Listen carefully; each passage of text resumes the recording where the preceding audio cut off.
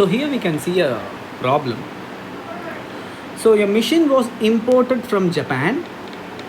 The value of the machine is 250 lakhs, nothing but 2.5 crore. And date of import is August 2017. On the payment of all the duties, so everything has been paid, okay, to the customs. The said machine was exported, so they have sent back to the supplier for repair purposes in January 2018. So which means some 5 to 6 months later, they have exported that back to the supplier itself, who is located at Japan, okay, for the repair purposes.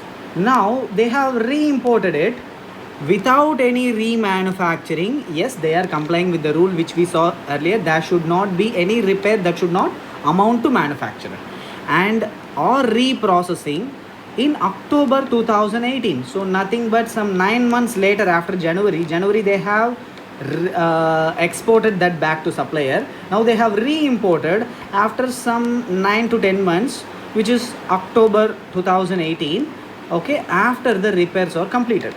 Since the machine was under a warranty period, the repairs are carried out free of cost. That's great. Okay. So however, the fair cost of repairs carried out, including the cost of materials. So for this repair, they have used the cost of materials. Okay, so maybe some parts would have will not work, and they are replacing the part, okay, or they are overhauling the part, okay.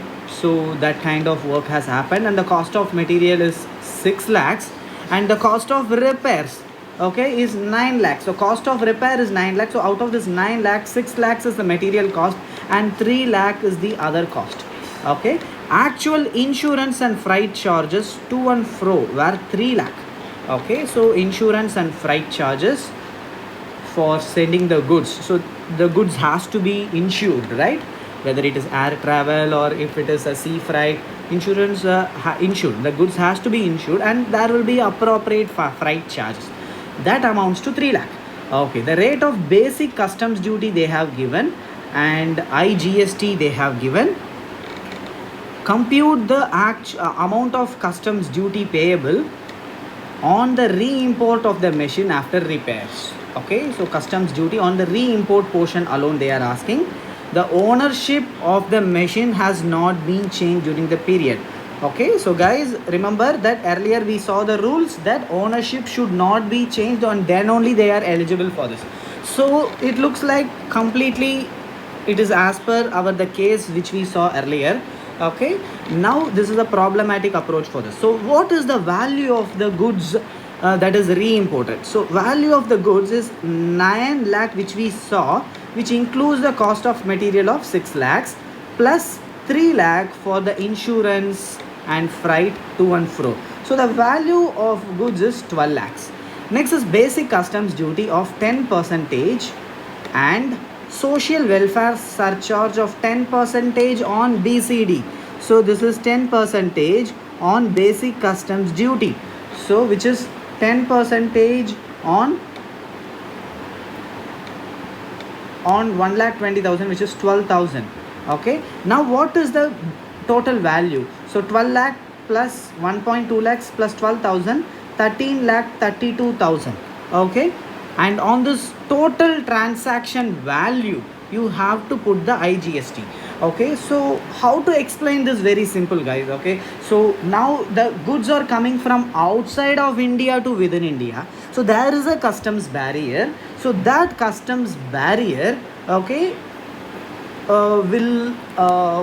that customs barrier is charging you for the customs duty, and you have to add that cumulative value.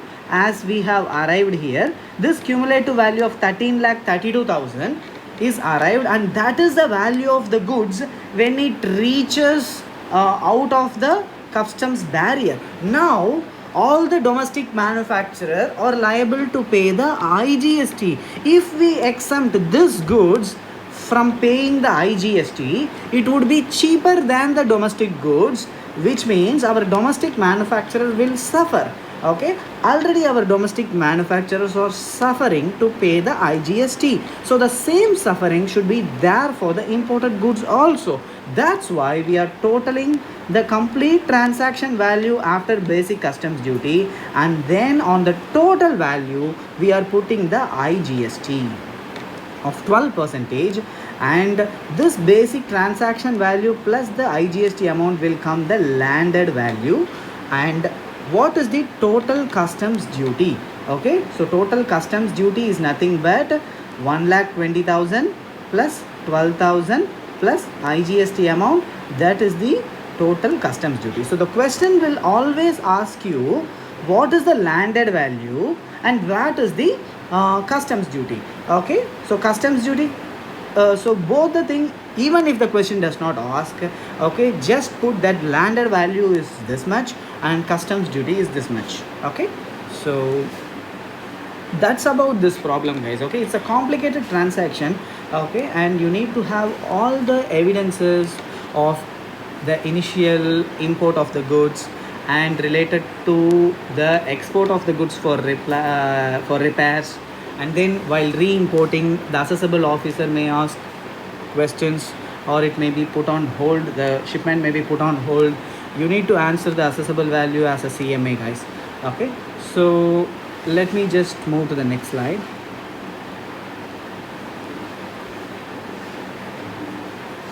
Okay, so here I have just taken from Google a model bill of entry. So what is bill of entry, guys? It's not a something very complicated thing. It's very easy. It is nothing but a sheet of paper which shows the complete details about the package, detail about the goods. So here you can see how many packages, what is the quantity, what is the goods, what is the description of the goods, what is the weight of the goods. Okay, and what is the manufacturing part number, all those things will be asked here. And okay, and customs duty. Okay, so what is the appropriate HSN code? Okay, based on that, what is the assessable value? By it should be assessable value. What is the customs duty calculation, basic customs duty calculation, amount of basic customs duty, additional duty, any other additional duty government may impose. So as per the latest regulation or latest notification, here you can see notification number is also here. Based on that, what is the additional rate of taxes, and SAD, they call it as SAD. Okay, special additional duty. Okay, so what is the total additional duties that is calculated here, and IGST. So what is the GST IGST rate, GST code, notifications from the government. Okay, what is the IGST amount, GST compensation cess. Okay, in case the GST is lesser than, domestic manufacturer should not suffer. So this is a compensation cess. Okay, and the total GST, and the total of this IGST plus special additional duty and customs duty will come here as total duty in column 24. Okay, and here in the top you can see that what is the type of shipment it is. Okay, and who is the agent, what is the agent code, what is your IEC code. So every importer and exporter will have IE code. It's nothing but the import export code. Okay, so importer's address. Okay, why importer, all the name of importer will come because it is bill of entry, goods are coming inside India, so which means import is going to happen. So only the importer's name will be there. So which vessel, what is the vessel name. Okay, shipping line number. Okay, port of shipment, country of origin. Okay, so this is a bill of entry, guys. Okay, so